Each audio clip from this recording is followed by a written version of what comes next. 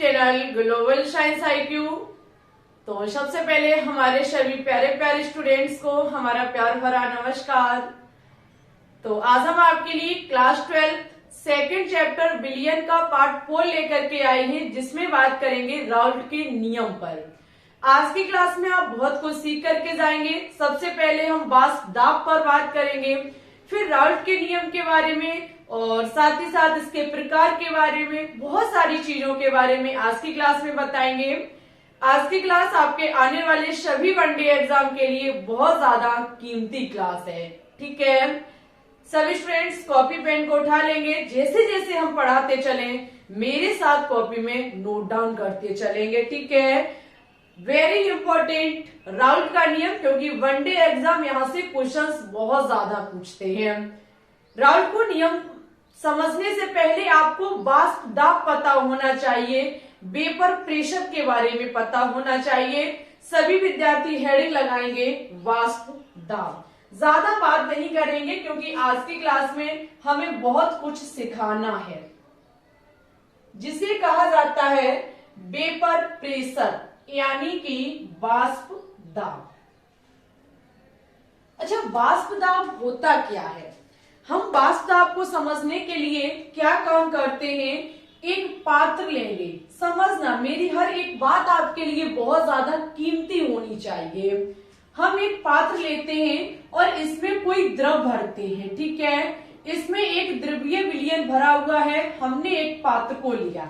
ठीक है, इस पात्र में अगर हम देखें तो हमें एक चीज नजर आ रही है कि ये हमारा ऊपर का सरफेस भाग है, यानी कि सतह वाला भाग है। ठीक है, ये हमारी सतह है, पृष्ठ है, या बोले तो सरफेस वाला हिस्सा है।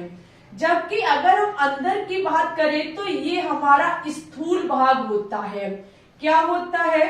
स्थूल भाग होता है। ठीक है, अगर हम देखें जो हमारा अंदर का भाग है, जिन अंदर के भाग में हमारे कण है, माना कि ये हमारा कोई भी कण है, इस कण को इधर साइड से भी कण घेरे है, इधर साइड से भी, इधर साइड से भी, इधर से भी, इधर से भी, यानी कि चारों तरफ से। स्थूल भाग में, किसी भी विलयन के स्थूल भाग में, स्थूल भाग का मतलब होता है जो अंदर वाला पार्ट होता है, इस वाले अवयवी कण को चारों तरफ से कण घेरे होंगे। जबकि अगर हम सतह वाले कण की बात करें तो इधर साइड से, इधर साइड से और नीचे साइड से ही इस अवयवी कण को कण घेरे होंगे, जबकि ऊपर साइड से ये बिल्कुल फ्री होगा। दूसरी तरीके से हम देखें तो स्थूल वाले कणों पर बल ज्यादा लगेगा, जबकि इस सतह वाले, सरफेस वाले भाग पर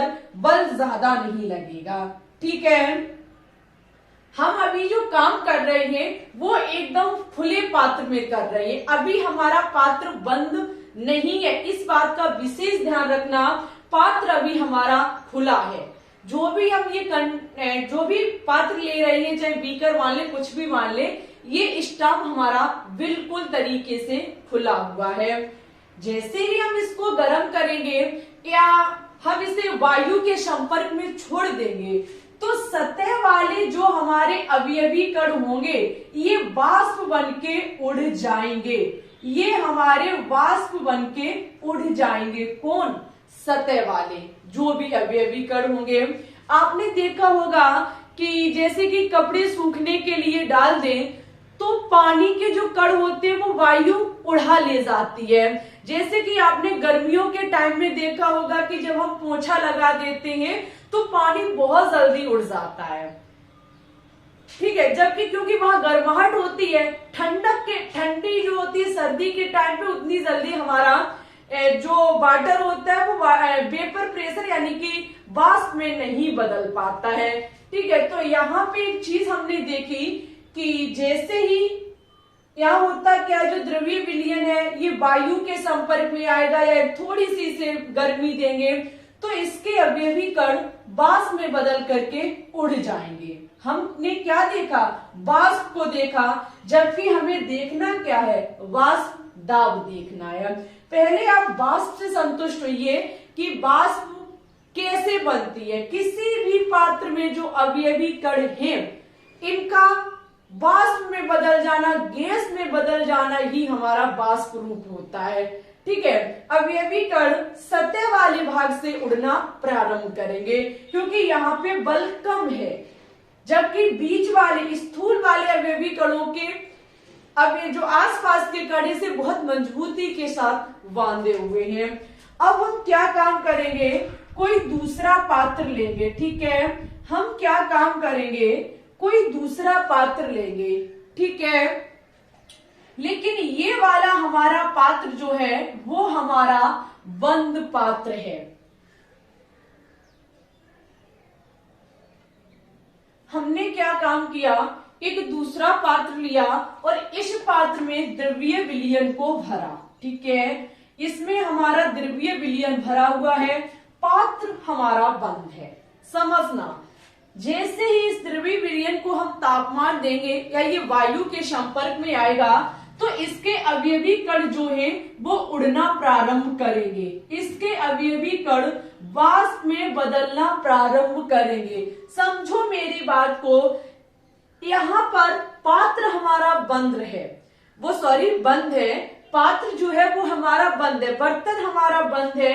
जैसे ही इसको ऊष्मा देंगे, जैसे ही हम इसको टेम्परेचर देंगे, वैसे ही ये अवयवी कण वाष्प में बदलना प्रारंभ करेंगे। लेकिन एक समय ऐसा आएगा जब हमारे द्रव्य विलयन और वाष्प जो कण बने हैं इनके बीच साम्य अवस्था आ जाएगी, यानी कि वाष्प अवस्था और द्रव अवस्था के बीच साम्य अवस्था आ जाएगी, जहां पर अब चाह करके भी ये द्रव वाले कण वाष्प में नहीं बदल पाएंगे।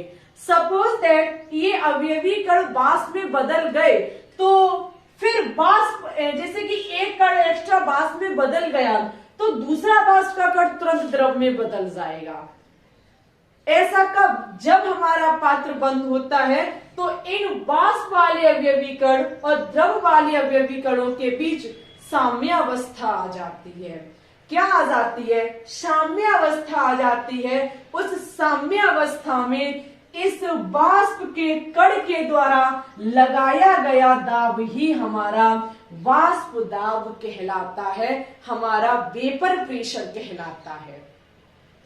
किसी एक बंद पात्र में जब हम तापमान देते हैं तो द्रव की सतह से जो ये अवयवी कण हैं ये वाष्प में बदल जाएंगे। द्रव की सतह के अवयवी कण वाष्प में बदल जाएंगे।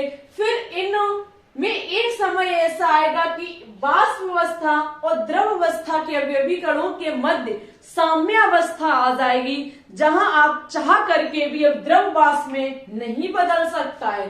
बदल भी जाएगा तो तुरंत वाष्प का कण द्रव में फिर से बदल जाएगा। ठीक है, क्योंकि साम्य अवस्था आ जाएगी। उस साम्य अवस्था में इन गैसीय कणों के या ये वाष्पीय कणों के द्वारा लगाया गया दाब ही हमारा वाष्प दाब कहलाता है, हमारा वेपर प्रेशर कहलाता है। ठीक है, ये होता है हमारा वाष्प दाब। समझने वाली बात है, पात्र बंद है, स्थिर ताप है, सतह पर जो अवयवी कण है ये वाष्प में बदलेंगे और वाष्पित होकर के ये क्या काम करेंगे, पुनः ये एक साम्य अवस्था जब आ जाएगी तो ये वाष्प वाले अवयवी कण हमारे द्रव वाले अवयवी कणों पर जो दाब लगाएंगे वही हमारा वाष्प दाब कहलाएगा। ठीक है, वाष्प दाब इतना इंपॉर्टेंट है किसके लिए, राउल्ट के नियम के लिए। तो इतनी चीज आपकी कंफर्म होनी चाहिए। अब हेडिंग लगाएंगे सभी विद्यार्थी, राउल्ट का नियम इंपॉर्टेंट है। राउल्ट का नियम लगाइए हेडिंग, राउल्ट का नियम।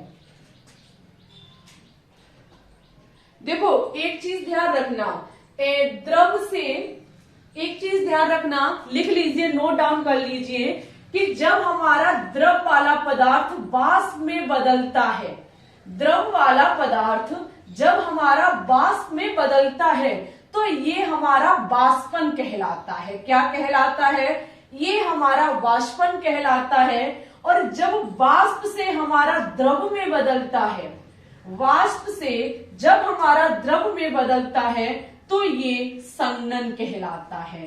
क्या कहलाता है? संघनन कहलाता है।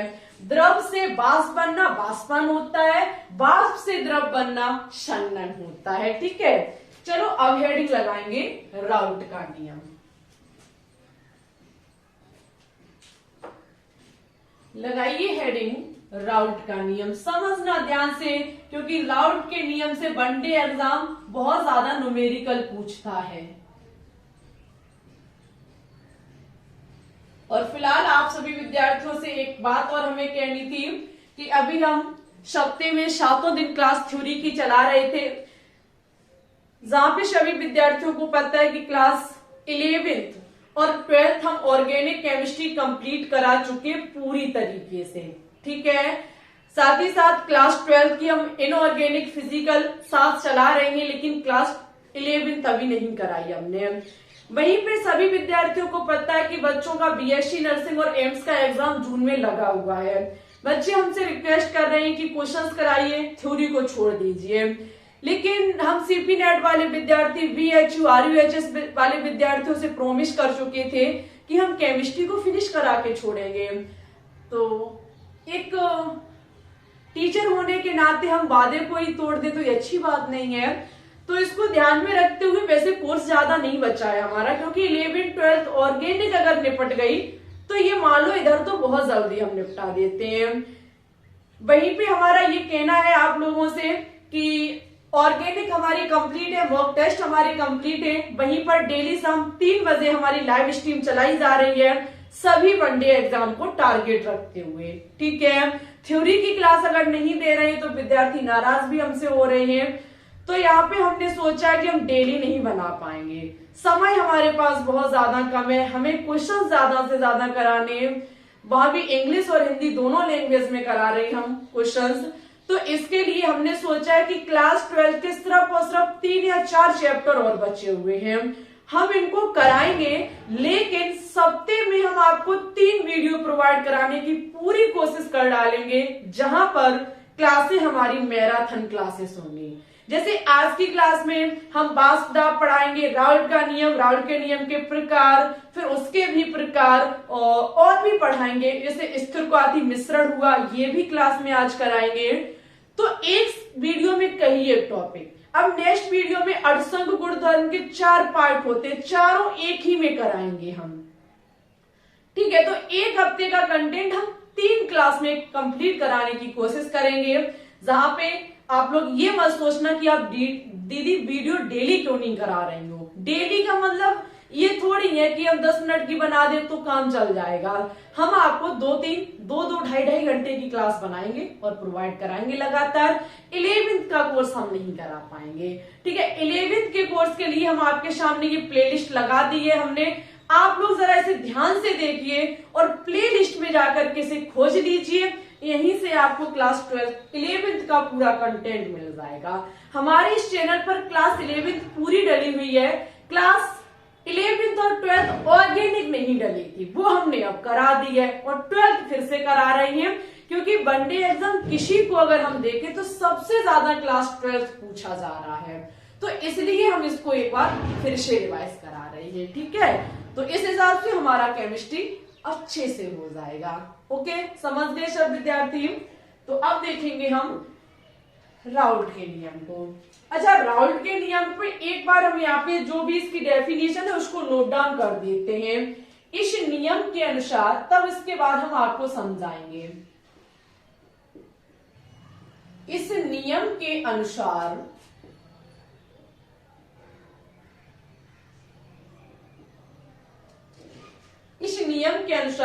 किसी निश्चित ताप पर विलयन में उपस्थित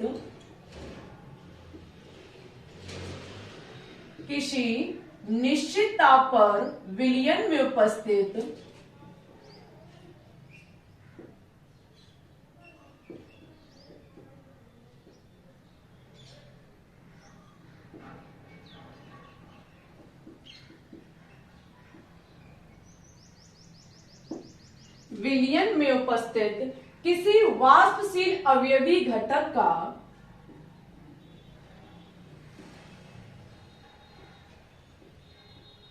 किसी वाष्पशील अवयवी घटक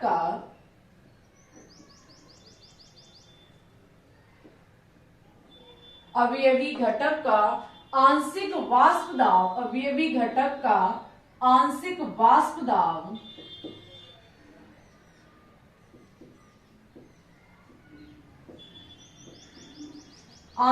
वाष्प दाब घटक के मूल भिन्न के समानुपाती होता है।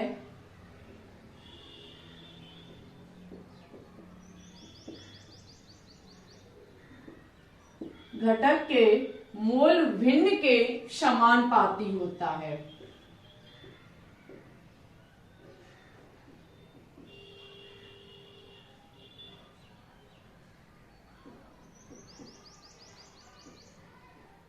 एक बार हम कैमरे को चेक करेंगे।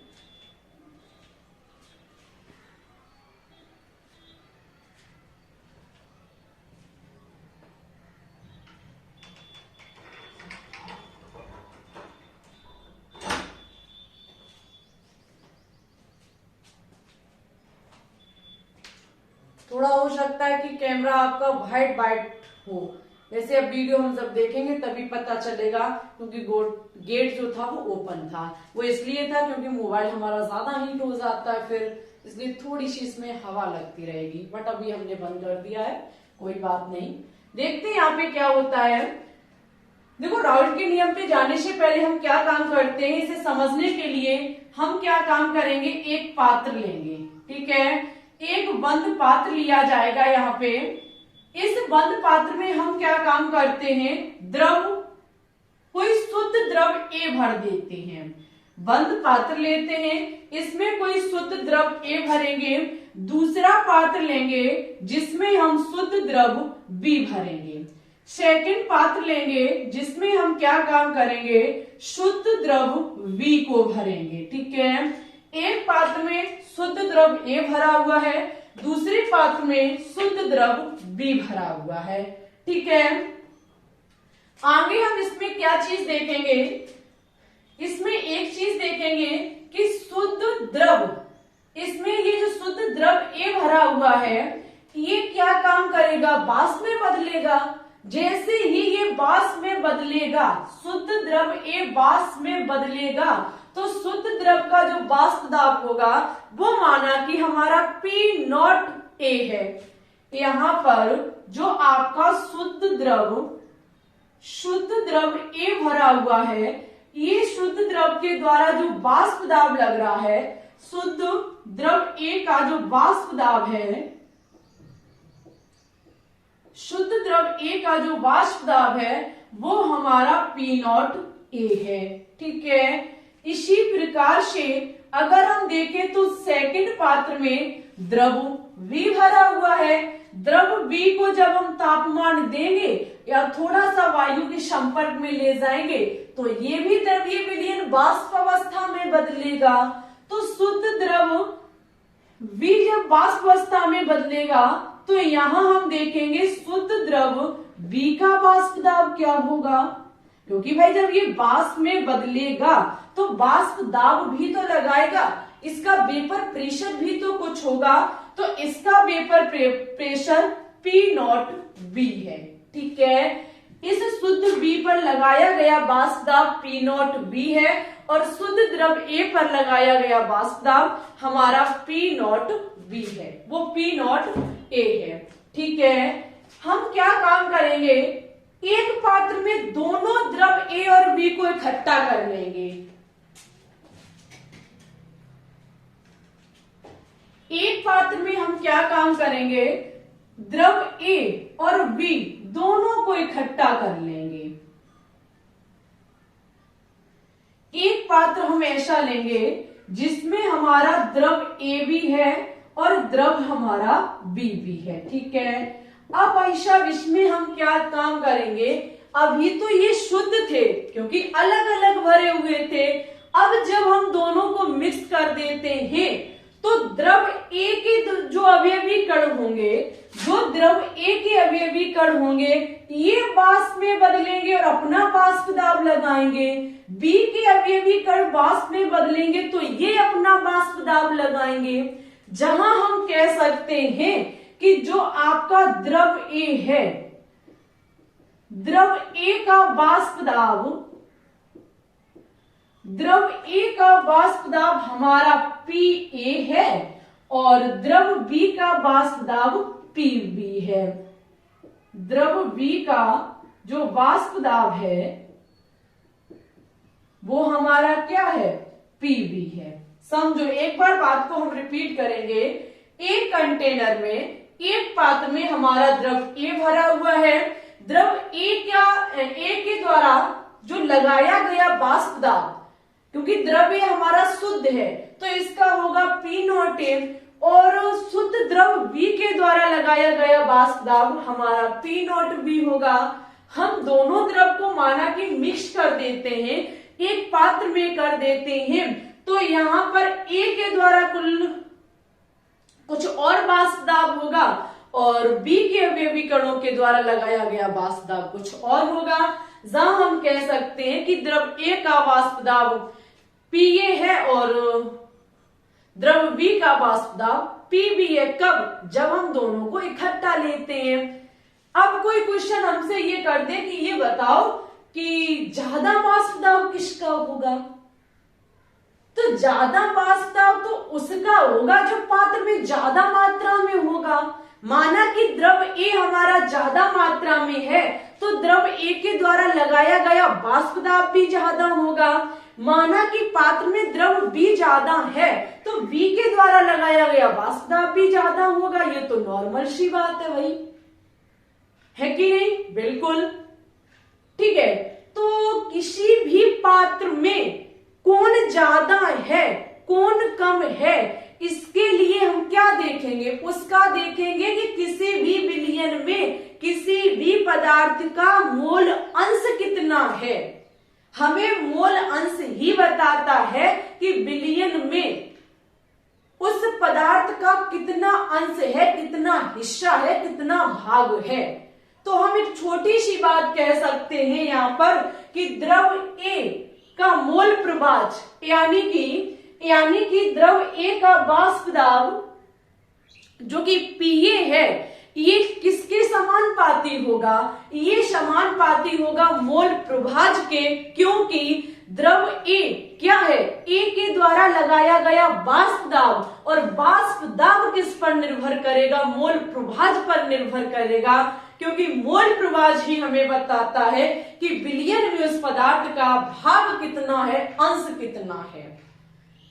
अगर मोल प्रभाज ज्यादा है तो वाष्प दाब भी उस पदार्थ का ज्यादा होगा, और मोल प्रभाज अगर कम है तो उस पदार्थ का वाष्प दाब भी कम होगा। तो हम यहाँ पे क्या काम करेंगे? सबसे पहले द्रव ए का मोल प्रभाज देखेंगे।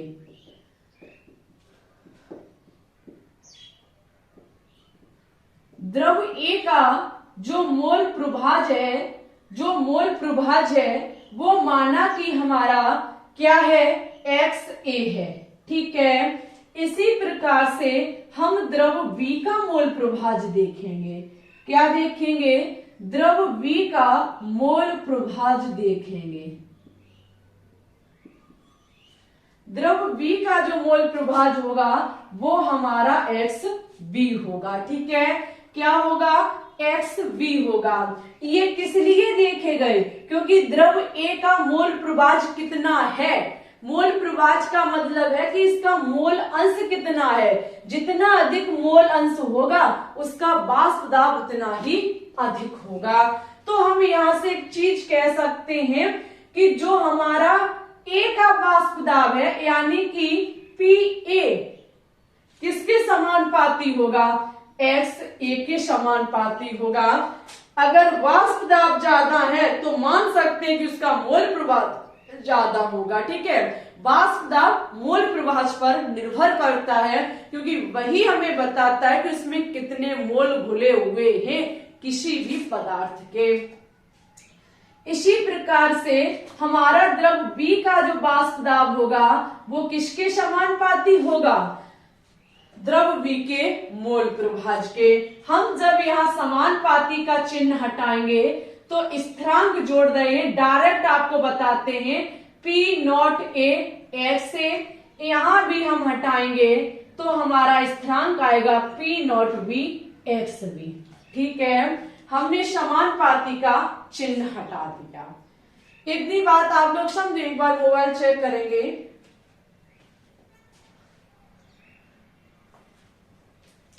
इतनी बात आप लोगों को समझ में आनी चाहिए कि ये बात है क्या।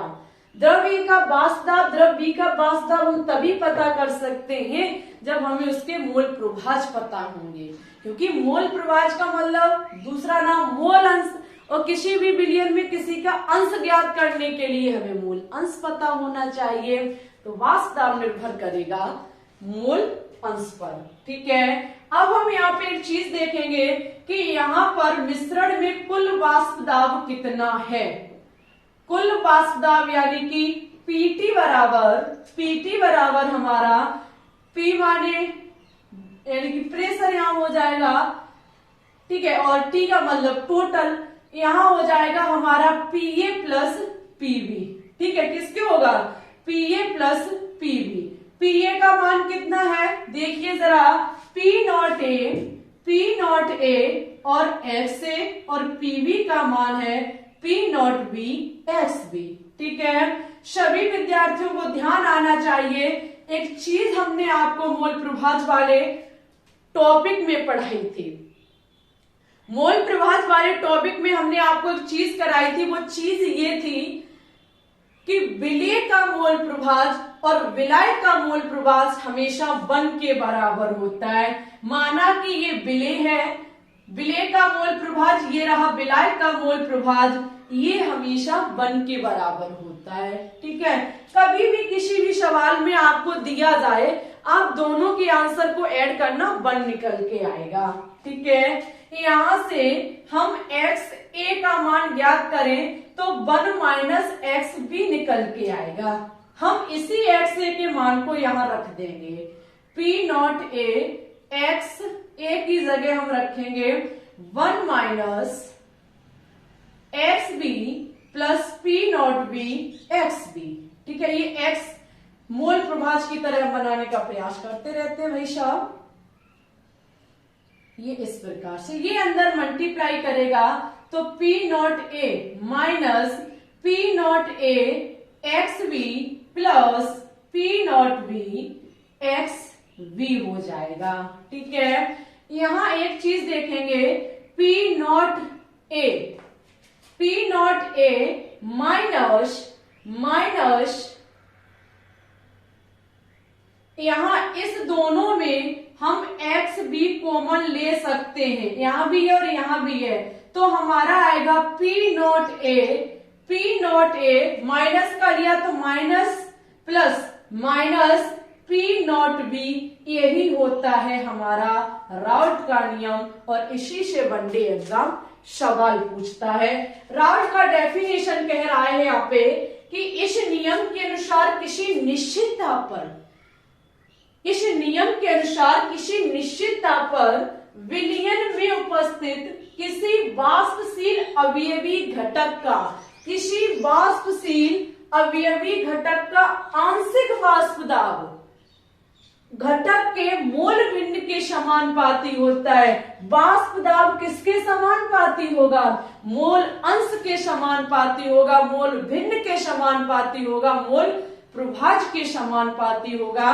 किसी भी विलयन का मतलब है मिश्रण का मतलब है कि 2 अवयवी घटक को मिला करके अगर हम उसका वाष्प दाब चेक करना चाहते हैं तो वो हमेशा उसके मोल अंश के समानुपाती होगा। ठीक है, जब मोल अंश के समानुपाती होगा तो राउल्ट का नियम ये हमारा निकल के आ गया। ठीक है, ये होता है हमारे प्यारे स्टूडेंट्स राउल्ट का नियम। कितना समझ में आया बताइएगा जरूर। अब हम बात करेंगे राउल्ट के अनुसार विलयन के प्रकार पर। फटाफट इसकी स्क्रीनशॉट ले लीजिए। तो अब हेडिंग लगाइए सभी विद्यार्थी, राउल्ट के नियम के अनुसार विलयन के प्रकार। लगाइए हेडिंग, राउल्ट के नियम के अनुसार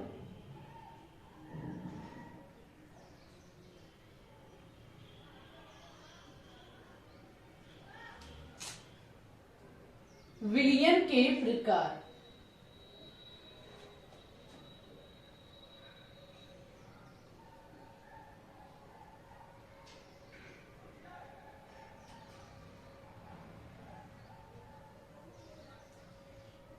देखिए, अगर हम राउल्ट के नियम के अनुसार देखें तो विलयन हमारे दो प्रकार के होते हैं। एक होता है हमारा आदर्श विलयन और एक होता है हमारा अनादर्श विलयन। दोनों को हम साथ लेके आपको समझाएंगे। एक तरफ सभी विद्यार्थी लिखेंगे आदर्श विलयन, आदर्श विलयन,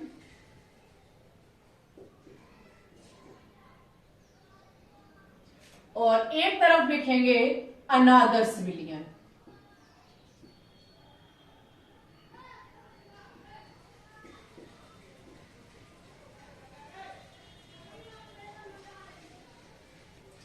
बहुत ही बेहतरीन तरीके से समझेंगे आदर्श विलयन और अनादर्श विलयन को, क्योंकि वनडे एग्जाम यहां से क्वेश्चंस करते हैं।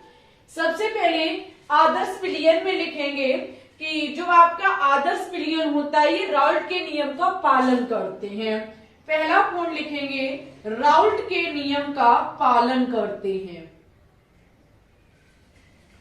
राउल्ट के नियम का पालन करते हैं। आदर्श विलयन जो होते हैं वे राउल्ट के नियम का पालन करते हैं और अनादर्श विलयन नहीं करते हैं। आप लोग पूरा कर लेना, नहीं करते। क्या नहीं करते? राउल्ट के नियम का पालन नहीं करते हैं। इनको वास्तविक विलयन के नाम से भी जाना जाता है। आदर्श विलयन राउल्ट के नियम को फॉलो करते हैं, जबकि ये राउल्ट के रूल को फॉलो नहीं करते। ठीक है, साथ ही साथ नेक्स्ट पॉइंट लिखेंगे जो कि सबसे बेहतरीन पॉइंट है। यहाँ पे जो आपके विलयन में जो विलयन होता है उसमें जो द्रव का वाष्प दाब होता है, आदर्श विलयन में ये बराबर होता है। कहने का मतलब है कि जो आपका पीए का वाष्प दाब होगा, यानी कि विलयन में द्रव ए का जो वाष्प दाब होगा वो आपका P naught A into X A के बराबर होगा।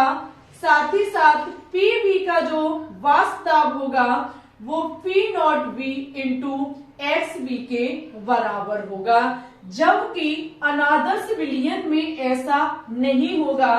आपका P A naught equal to P naught A into X A, वह आपका जो पीवी यानी कि द्रव V का जो वाष्प दाब है ये naught equal to P naught V into x B के होगा। यानी कि यहाँ पे जो मिश्रण में A और B का वाष्प दाब है ये या तो ज्यादा होगा, ये कम होगा, बराबर नहीं होगा, जबकि आदर्श विलयन में ये बराबर होता है।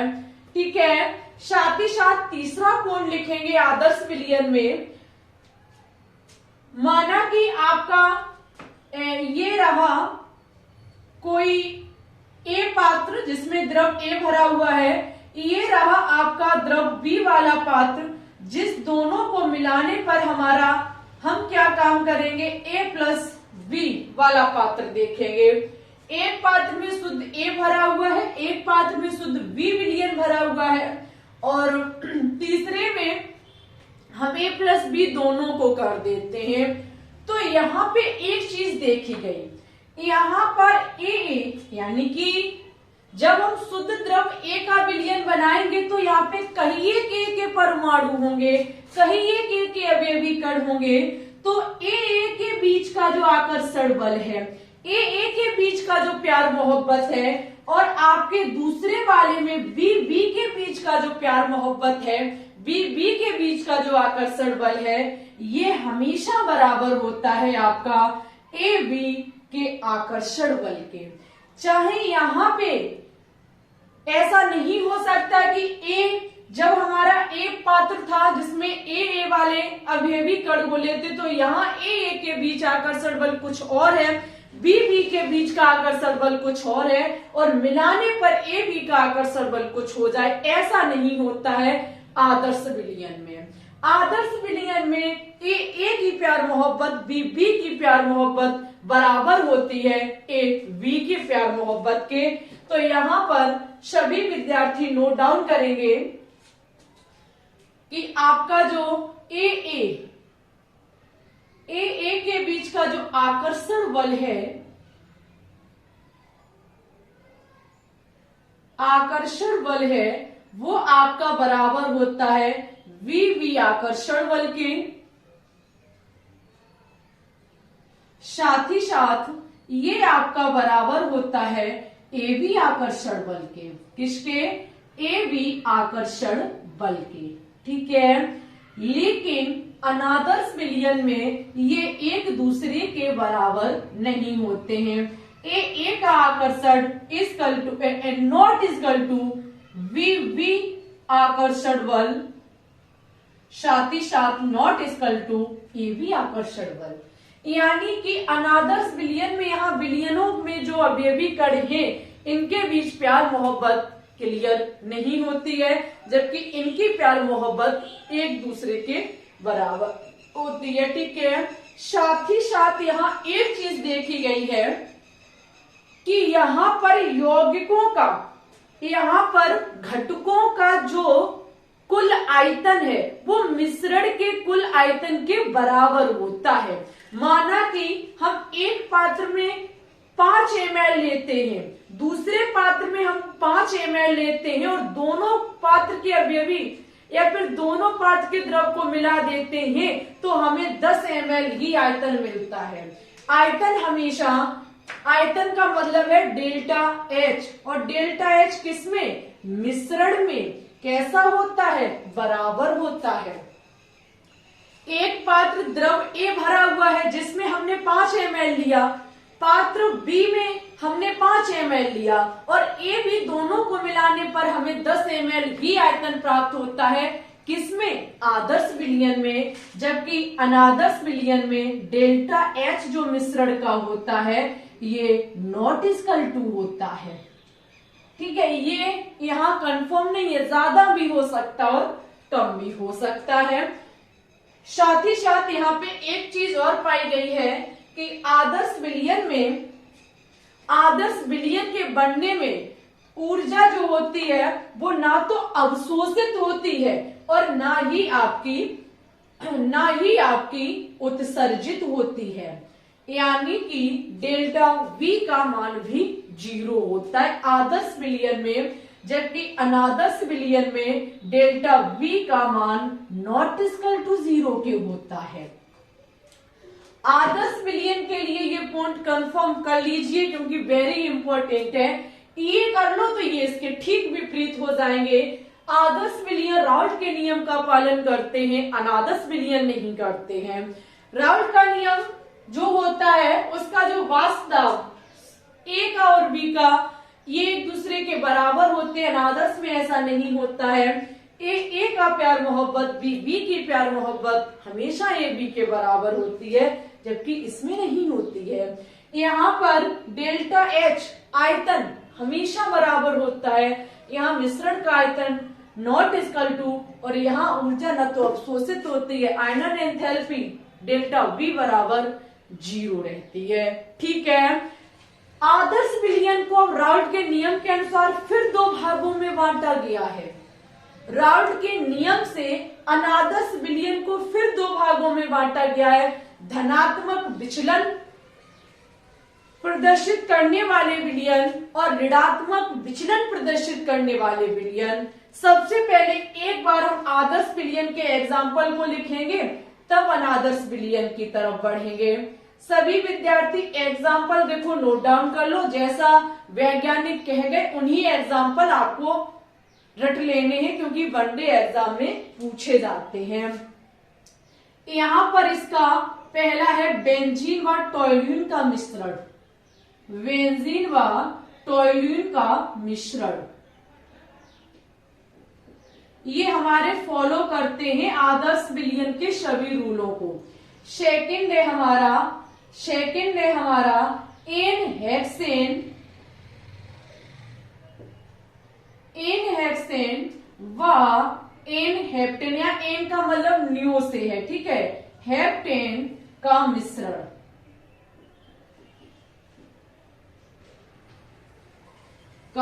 मिश्रण, तीसरा है यहां पर एथिल ब्रोमाइड व एथिल आयोडाइड का मिश्रण,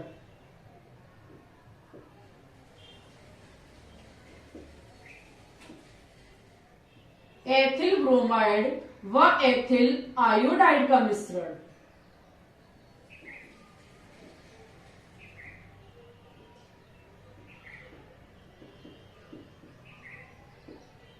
ठीक है, वहीं पे चौथा है हमारा बेंजीन व कार्बन टेट्राक्लोराइड का मिश्रण, यानी कि C6H6 प्लस CCl4 का मिश्रण। ठीक है, यहाँ पे बेंजीन व कार्बन टेट्राक्लोराइड का मिश्रण। ओके, चलिए अब हम देखेंगे अनादर्श विलयन के प्रकार। किसके अनुसार? राउल्ट के नियम के अनुसार। फटाफट इसकी स्क्रीनशॉट ले लीजिए, तब तक हम पानी पी के आते हैं।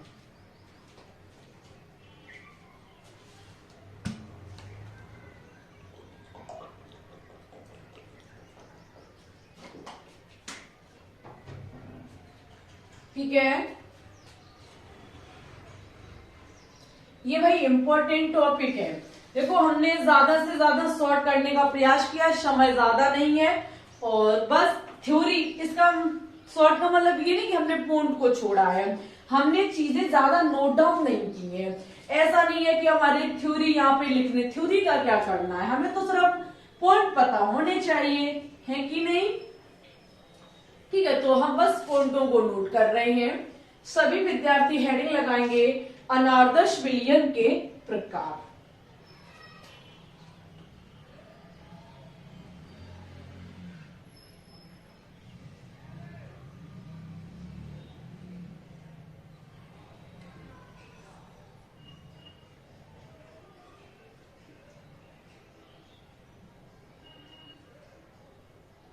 अनादर्श विलयन के प्रकार। अनादर्श विलयन के प्रकार में अगर हम देखें तो इसमें पहली हेडिंग लगाएंगे सभी विद्यार्थी, राउल्ट के नियम से धनात्मक विचलन प्रदर्शित करने वाले विलयन। अनादर्श विलयन हमारे दो प्रकार से होते हैं, एक धनात्मक विचलन प्रदर्शित करते हैं और एक ऋणात्मक विचलन प्रदर्शित करते हैं। हम पहले देखेंगे राउल्ट के नियम से, राउल्ट के नियम से धनात्मक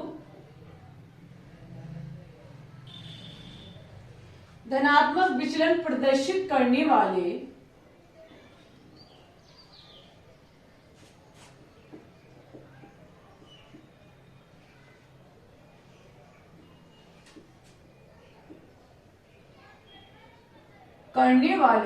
विलयन।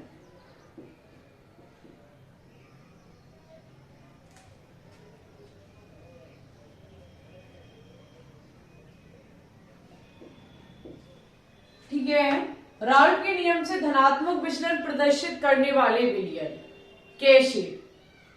अच्छा, अनादर्श विलयन में अभी आपने एक चीज नोट डाउन की होगी, जहां हमने आपको कहीं एक चीजें सिखाई, नॉट इक्वल टू, हर काम नॉट इक्वल टू। अच्छा, नॉट इक्वल टू का मतलब ये हुआ कि या तो ये चीज ज्यादा होगी या ये चीज कम मात्रा में होगी, है कि नहीं? या तो ये चीज ज्यादा होगी या फिर कम मात्रा में होगी। बस यहाँ पे यही फर्क है, धनात्मक विचलन में या तो ज्यादा या तो कम, फिर अगर इधर ज्यादा है तो ऋणात्मक में कम होगी वो चीज। तो एक एक पॉइंट यहाँ पे नोट डाउन करेंगे।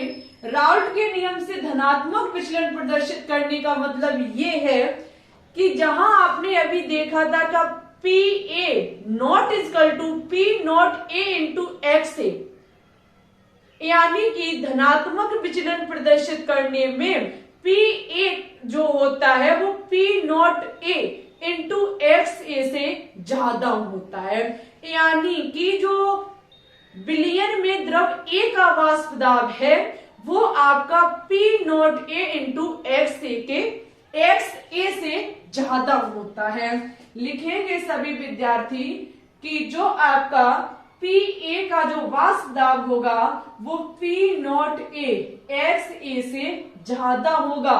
किसमें? धनात्मक विचलन में। साथ ही साथ यहाँ पे पी बी का वाष्प दाब P naught V x V से ज्यादा होगा। ठीक है, नेक्स्ट पॉइंट लिखेंगे आप लोग, या हम इस चीज को ऐसे भी लिख सकते हैं कि जो आपका मिश्रण है, यानी कि जो टोटल मिश्रण जो आपका द्रव ए और द्रव बी को मिलाने पर जो हमें मिश्रण प्राप्त होगा उसका वाष्प दाब ज्यादा होगा।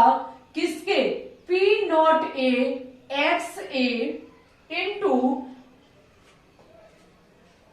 नहीं प्लस, क्योंकि दोनों को जोड़ेंगे, plus P naught B into x B के। समझे मेरी बात को? आपका अनादर्श विलयन कहता है कि वाष्प दाब जो है वो नॉट इक्वल टू होता है। तो नॉट इक्वल टू का मतलब या तो ज्यादा या कम।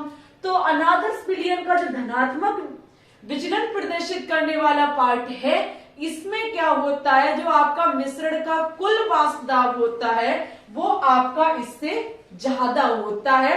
किससे?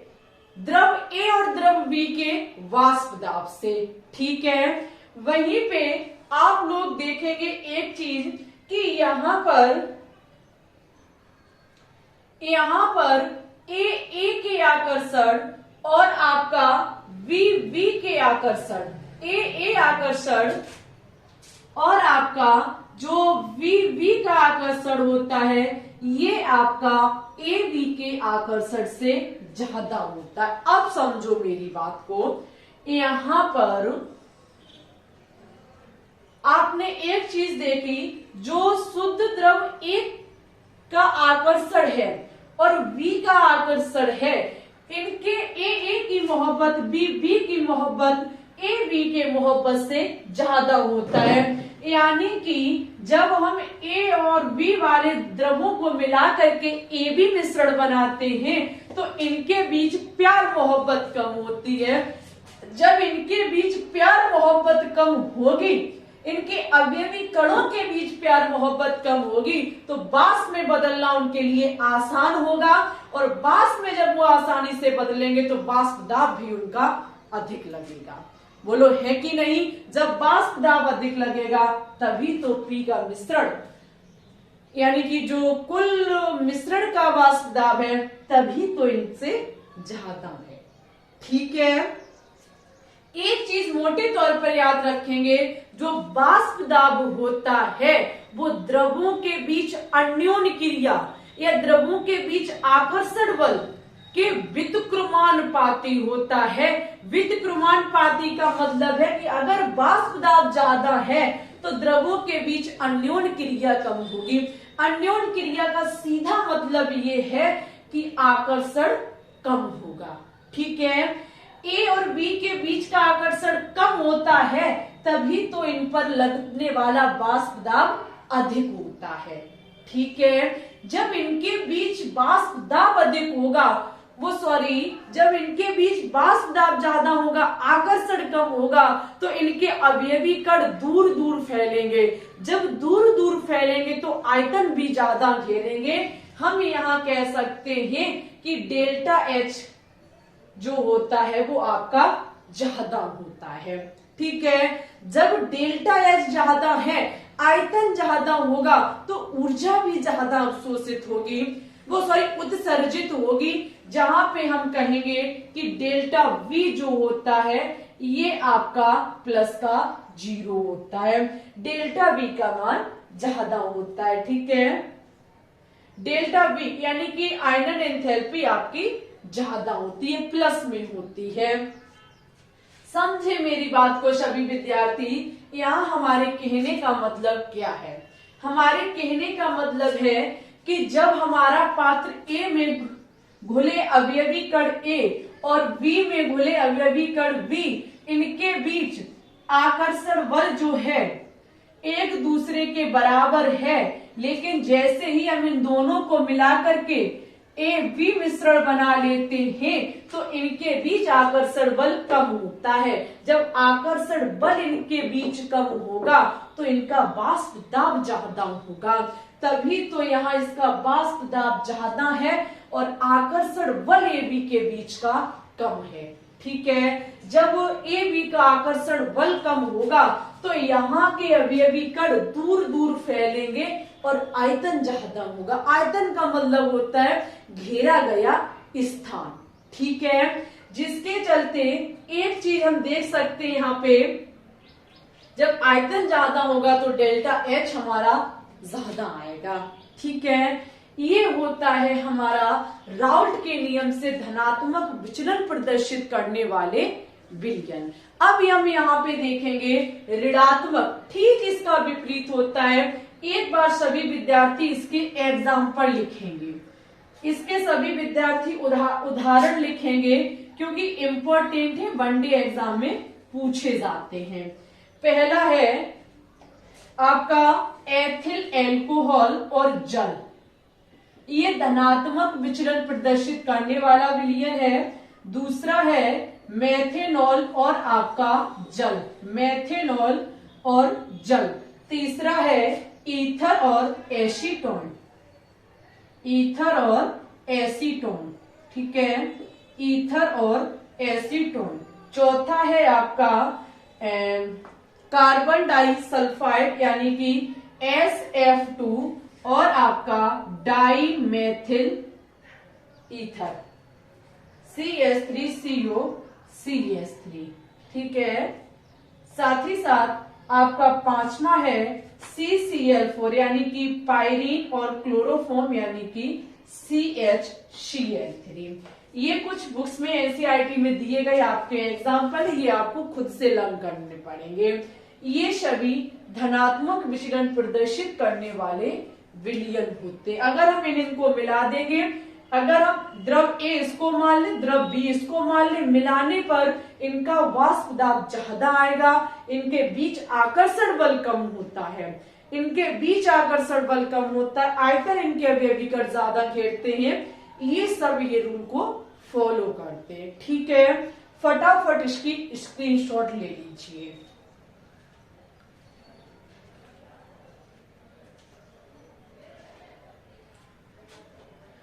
चलिए अब हेडिंग लगाइए, राउल्ट के नियम से ऋणात्मक विचलन प्रदर्शित करने वाले यौगिक।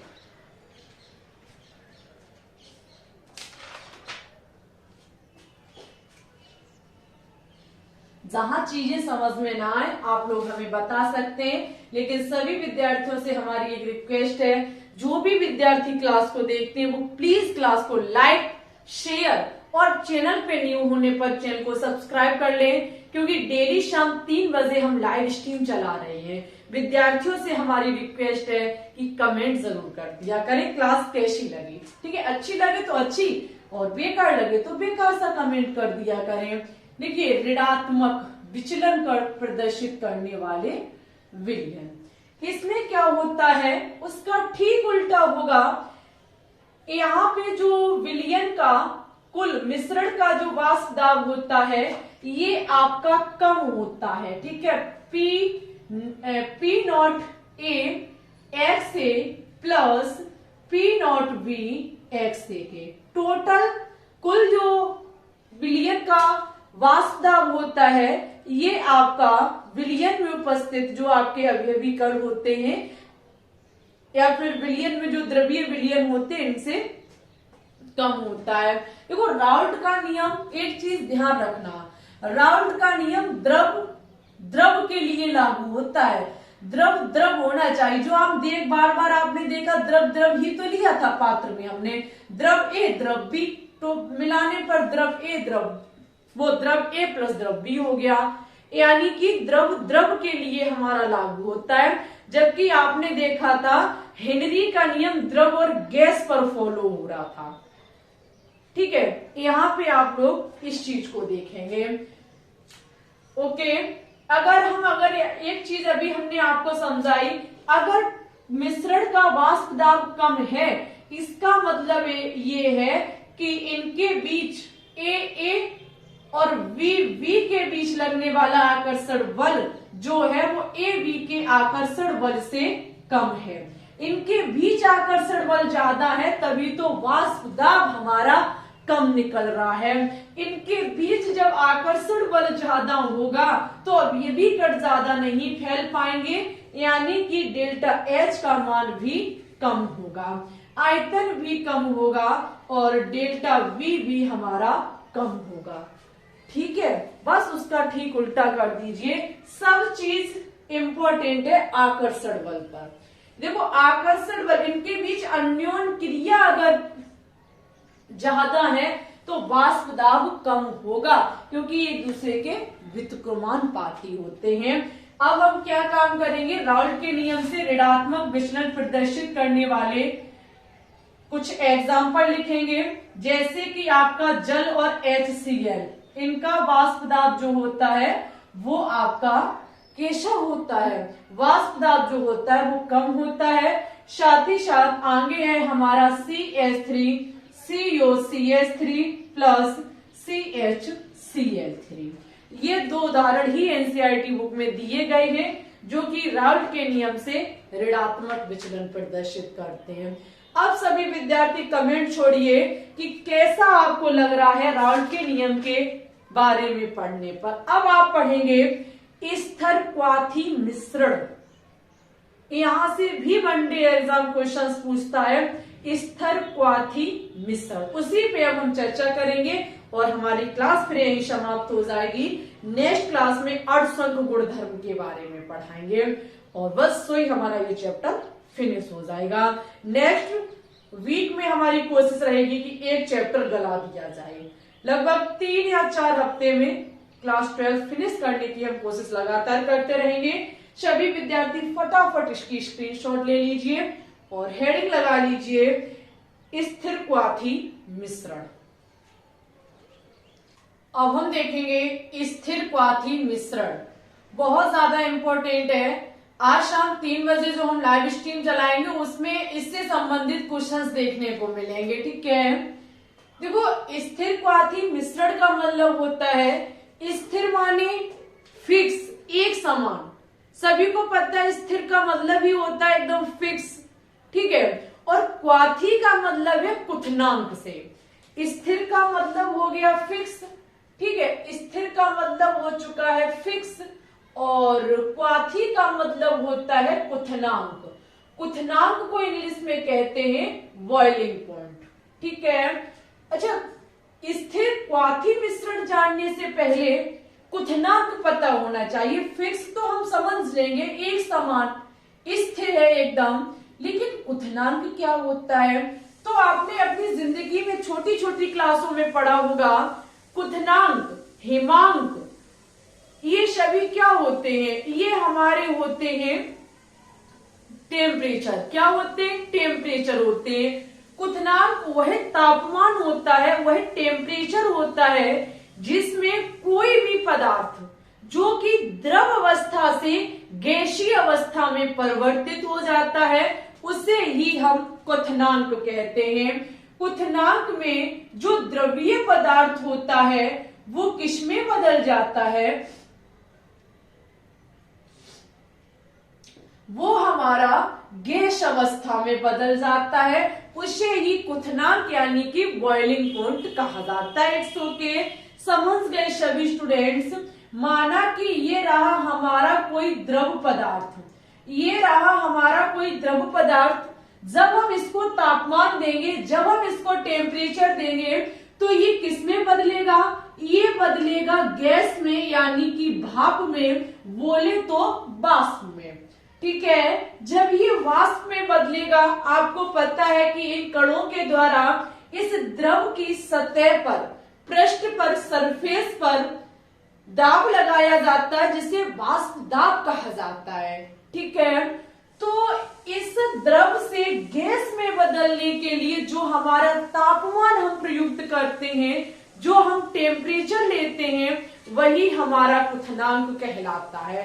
हर एक पदार्थ के लिए अलग अलग हमारा क्वथनांक होता है। जैसे कि जल का 100 डिग्री सेल्सियस होता है, सभी को पता है कि जल हमारा 100 डिग्री सेल्सियस पर ही वाष्प अवस्था में बदलता है। सभी को पता है, एक छोटे से क्लास के लिए जानकारी है सभी को पता है।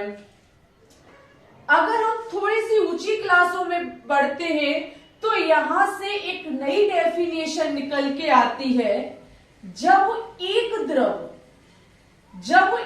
द्रव का वाष्प दाब, ये जो आपका वाष्प दाब है ये वायुमंडलीय दाब के बराबर हो जाता है तो उसे ही क्वथनांक बिंदु कहते हैं।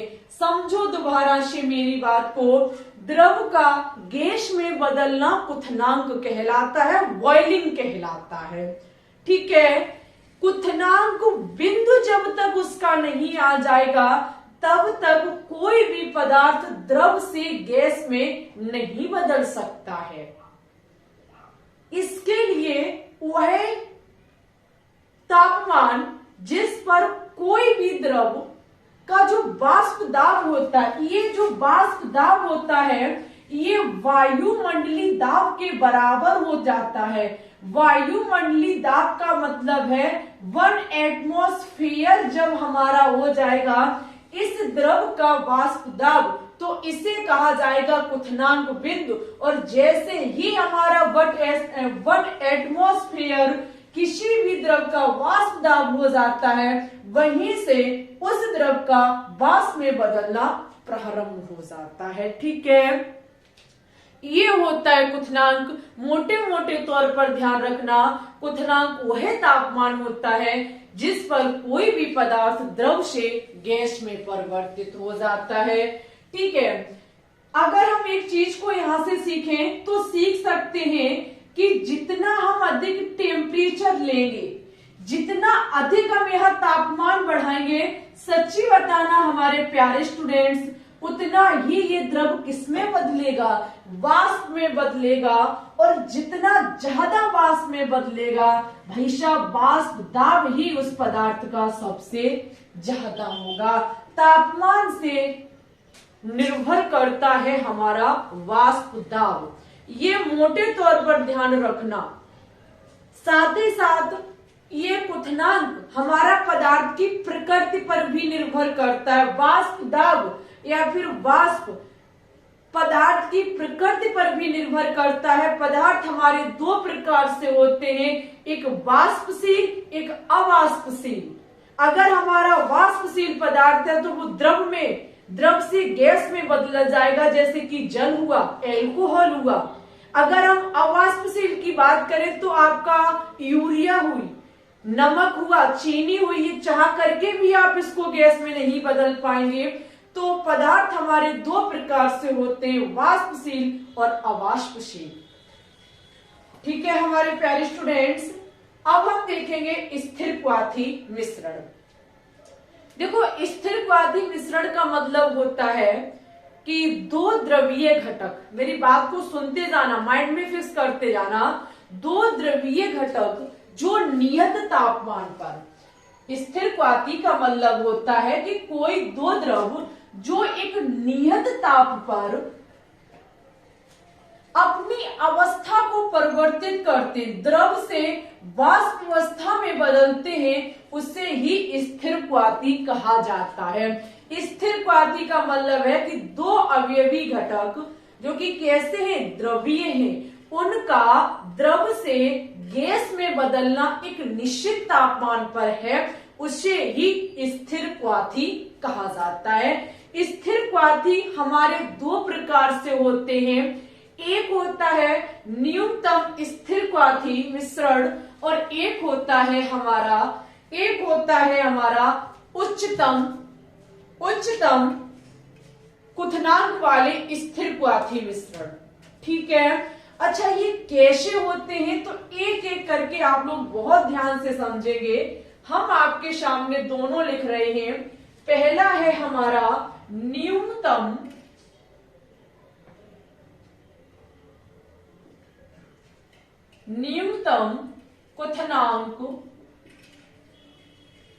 क्वथनांक वाले स्थिरक्वाथी मिश्रण।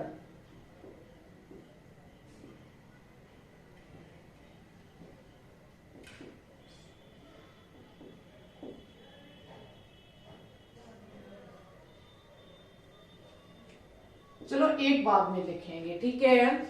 स्थिर क्वाथी का मतलब समझे, जहां पर दो द्रवीय विलयन या फिर दो अवयवी घटक नियम ताप पर अपनी अवस्था परिवर्तित करके वाष्पित हो जाते हैं, उससे ही स्थिर क्वाथी कहा जाता है। अच्छा, ये क्या होता है? स्थिर क्वाथी में हम कोई दो विलयन लेंगे, ठीक है। जैसे कि हम क्या करते हैं, यहाँ दो द्रवों का मिश्रण लेंगे।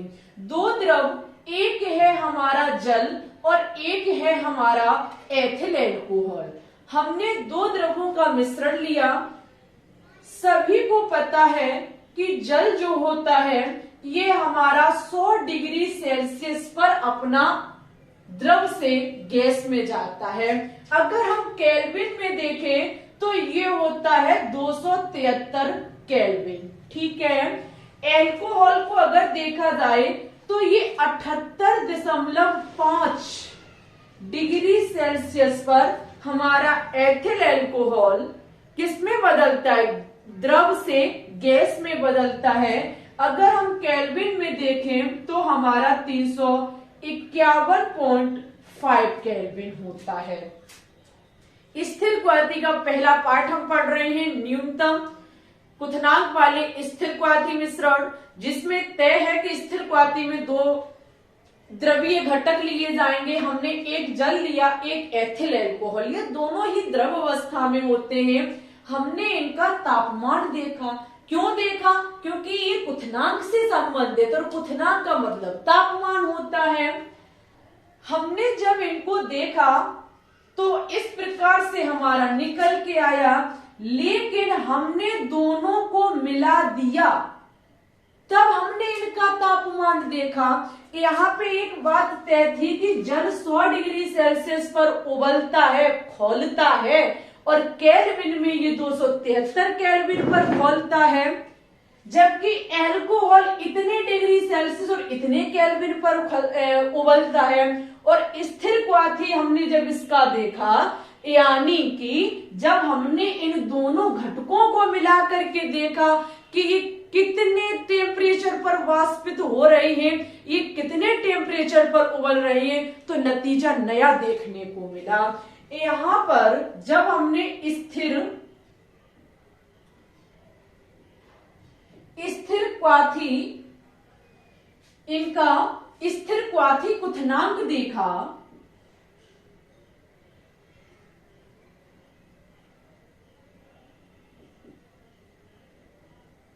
जब हमने इनका स्थिर क्वाथी क्वथनांक देखा तो ये 78 डिग्री सेल्सियस और यहाँ पे हमारा था 378 डिग्री सेल्सियस, और आपका 251 होना चाहिए, 251 केल्विन। अच्छा, केल्विन में इसका मान छोड़ो, सेल्सियस में, केल्विन में कंफर्म नहीं हो रहा है। केल्विन में है 351, हाँ 351 केल्विन है। देखिए हमारे प्यारे स्टूडेंट्स, यहाँ हुआ क्या, जब जल और हमने एल्कोहल का तापमान देखा तो इस प्रकार से था, लेकिन हमने दोनों मिश्रण मिला दिया, दोनों द्रवीय घटकों को मिला दिया, तब इनके तापमान को चेक किया। क्योंकि भाई साहब स्थिर क्वाथी का मतलब है फिक्स क्वथनांक। फिक्स क्वथनांक का मतलब है कि दोनों एक ही तापमान पर उबलेंगे। ऐसा नहीं है कि दोनों को मिला दिया तो जल के लिए अलग तापमान और एल्कोहल के लिए अलग। अलग तब होगा जब ये अलग होंगे। जब इकट्ठे हैं तो यहाँ पर एक चीज पाई गई कि दोनों 78 डिग्री सेल्सियस पर उबल रहे हैं। तो उन्होंने कहा कि जब दो अवयवी या फिर दो द्रवों का मिश्रण जिनके क्वथनांक दोनों शुद्ध घटकों के क्वथनांक से निम्न आता है तो उसे न्यूनतम क्वथनांक स्थिर क्वाथी कहते हैं। जब दो घटकों का मिश्रण ये दोनों मिलाने पर जब इनके घटकों का क्वथनांक कम आता है, आप देखेंगे यहाँ 100 डिग्री सेल्सियस, फिर भी ये इससे कम है, 78.5 से भी ये कम है, जब दो द्रवों के घटकों के मिश्रण का यहाँ पर जो क्वथनांक है अगर वो कम आता है, निम्नतम आता है, तो वहां पर हमारा क्या होगा, न्यूनतम क्वथनांक स्थिर क्वाथी। ठीक है, यहाँ पर इसकी और इसकी अपेक्षा देखा जाए तो मिलाने पर इनका क्वथनांक कम आता है, इसलिए ये होता है न्यूनतम क्वथनांक वाले स्थिर क्वाथी। माना कि ये रहा हमारा वायुमंडली दाब, यहाँ पर हमने लिया जल को वाष्प अवस्था में जाने के लिए 100 डिग्री सेल्सियस चाहिए तापमान, जबकि इससे कम तापमान चाहिए एल्कोहल को वाष्प में बदलने के लिए, जो कि ये 78.5 डिग्री सेल्सियस।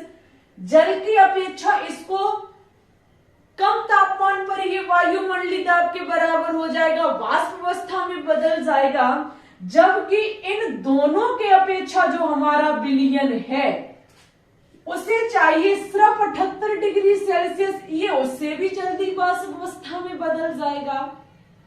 तो ये जब जल्दी कम तापमान पर ये वाष्प में बदल रहा है तो ये क्या हो जाएगा, न्यूनतम क्वथनांक वाले स्थिर क्वाथी।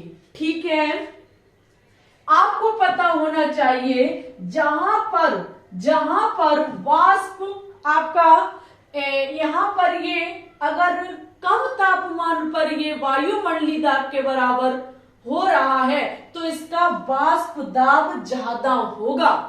कम तापमान पर जब कोई भी पदार्थ आपका वायुमंडलीय दाब के बराबर हो जाता है तो फिर उसका वाष्प दाब जो होता है वो कैसा होता है, ज्यादा होता है। और आपने अभी पढ़ा कि जिस मिश्रण का वाष्प दाब ज्यादा होता है, जिस विलयन का वाष्प दाब ज्यादा होता है उसे क्या कहा जाता है, धनात्मक विचलन प्रदर्शित करने वाले विलयन। याद रखना, न्यूनतम क्वथनांक स्थिर क्वाथी वाले मिश्रण जो होते हैं वो धनात्मक विचलन प्रदर्शित करने वाले होते हैं। क्या होते हैं, धनात्मक विचलन प्रदर्शित करने वाले होते हैं, विचलन प्रदर्शित करने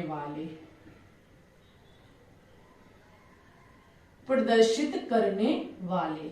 भाई साहब समझ में आ रहा हो तो वीडियो को बिना लाइक किए हुए ना जाए, बहुत ध्यान से हम चीजें आपको समझा रहे हैं। ठीक है, धनात्मक विचलन प्रदर्शित करने वाले। क्यों? क्योंकि अगर तापमान कम है और वायुमंडलीय दाब में वो परिवर्तित हो रहा है तो वाष्प दाब ज्यादा होगा, और वाष्प दाब जब ज्यादा होगा तो वहां पर धनात्मक विचलन प्रदर्शित करने वाले हमारे होंगे विलयन। ठीक है, समझे सभी स्टूडेंट्स।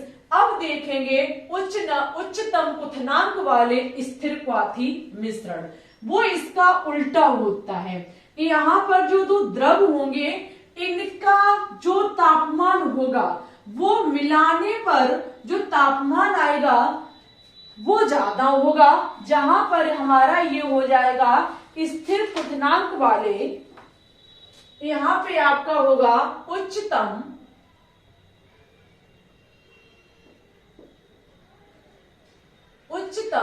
क्वथनांक वाले स्थिर क्वाथी मिश्रण। ठीक है, देखो हम डेफिनेशन नहीं लिखा रहे, चीजें बस समझो, कैच करो, आप अपनी भाषा में नोट्स को बनाए। ठीक है, यहाँ पर हम कोई दो द्रव लेते हैं, माना कि एक हमने लिया HNO3। वहां एक चीज और नोट डाउन कर लेना, ध्यान देखो, जो इंपॉर्टेंट थी वही ध्यान भूल गए। यहाँ पर जो आपके घटक थे वो प्रतिशत उनका सही होना चाहिए। एल्कोहल का लिख लो, होना चाहिए 95%। एल्कोहल जो होता है वो आपका होगा एल्कोहल 95% और जल 5%। ठीक है, तब उसके लिए ये चीज थी। ओके, अगर हम प्रतिशत मात्रा में गड़बड़ी कर देंगे तो स्थिर क्वाथी भी हमारा कम ज्यादा हो जाएगा। लेकिन ऐसे नहीं, वनडे एग्जाम बस यही पूछता है कि न्यूनतम स्थिर क्वाथी राल्ट के नियम से क्या है, धनात्मक या फिर ऋणात्मक, ऐसे क्वेश्चंस किए जाते हैं। ठीक है, अगर हम यहाँ पे नाइट्रिक अम्ल लेते हैं 78%, और जल लेते हैं 72%। ठीक है, सभी को पता है कि जल होता है इसका 100 डिग्री सेल्सियस पर ये वाष्प में बदलता है, जबकि नाइट्रिक अम्ल जो है वो हमारा 86 डिग्री सेल्सियस पर वाष्प में बदलता है। दोनों को हम जब मिला देते हैं, मिलाने पर जब हम देखते हैं इसका स्थिर क्वाथी क्वथनांक देखते हैं, यानी कि हम ये देखते हैं कि दोनों को मिला देने पर कितने डिग्री पर ये वाष्प में बदल रहा है। तो दोनों को मिश्रण मिला देने पर हमने एक चीज पाई कि ये 120.5 डिग्री सेल्सियस पर हमारा मिश्रण वाष्प का रूप ले रहा था।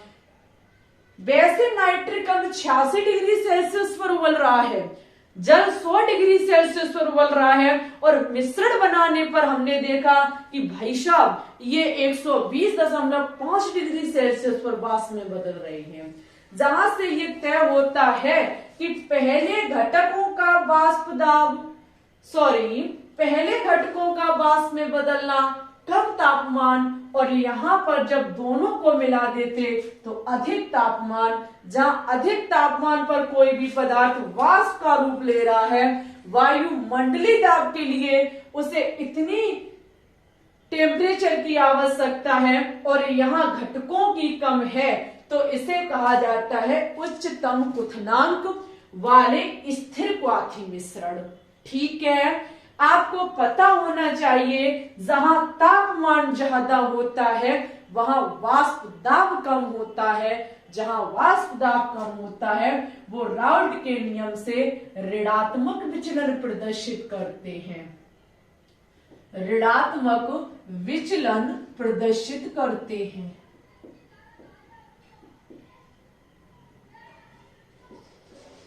ठीक है, जहां पर हमारा ऋणात्मक विचलन प्रदर्शित करेगा, तापमान अधिक वाष्प दाब कम। बोलो किसी भी प्रॉब्लम, किसी भी स्टूडेंट्स को किसी भी प्रकार की, आज की हमारी क्लास यहीं पर समाप्त होती है। हमने आपको एक एक पॉइंट को बहुत क्लियरली बताने की कोशिश की है, चीजों को नोट डाउन हमने बहुत कम किया, क्योंकि आप हमारे शब्दों को सुनिए और अपने शब्दों से डेफिनेशन बना के नोट डाउन करिए।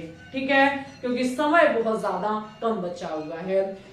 सभी विद्यार्थियों से पहली हमारी रिक्वेस्ट ये है कि डेली शाम 3 बजे लाइव आना कभी ना भूलें, जहां पर केमिस्ट्री और जीके के क्वेश्चंस कराए जा रहे हैं। ठीक है, और हमारे प्यारे स्टूडेंट्स, आज की क्लास कैसी लगी कमेंट बॉक्स में कमेंट करके जरूर बताना। अगर अच्छी लगी हो तो प्लीज इसे लाइक, शेयर और चैनल को सब्सक्राइब जरूर कर लेना। ठीक है, टेलीग्राम से जरूर से ज्वाइन हो जाए, क्योंकि वहां पर मुझे ध्यान रहता है तो पीडीएफ हम शेयर करते ही रहते हैं, और वहां पर क्लासें भी सबसे पहले ही हम भेजते हैं।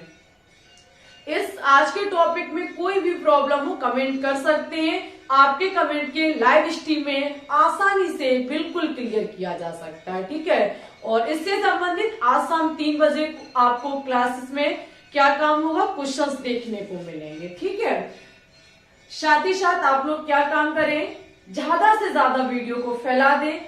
ओके, और कल शाम 3 बजे हमने लाइव नहीं ली थी, लेकिन अब ऐसा नहीं होगा। बेशक हम टॉपिक की क्लास देंगे, लेकिन लाइव तब भी चलेगी। ओके, इसी के साथ हम विदा लेंगे हमारे प्यारे स्टूडेंट्स। बस पढ़ते रहिए, आगे बढ़ते रहिए, ऊंचाइयों को छूते रहिए, हम आपके साथ हमेशा खड़े रहेंगे। ठीक है, ओके, सभी विद्यार्थियों को मेरी तरफ से ऑल द बेस्ट।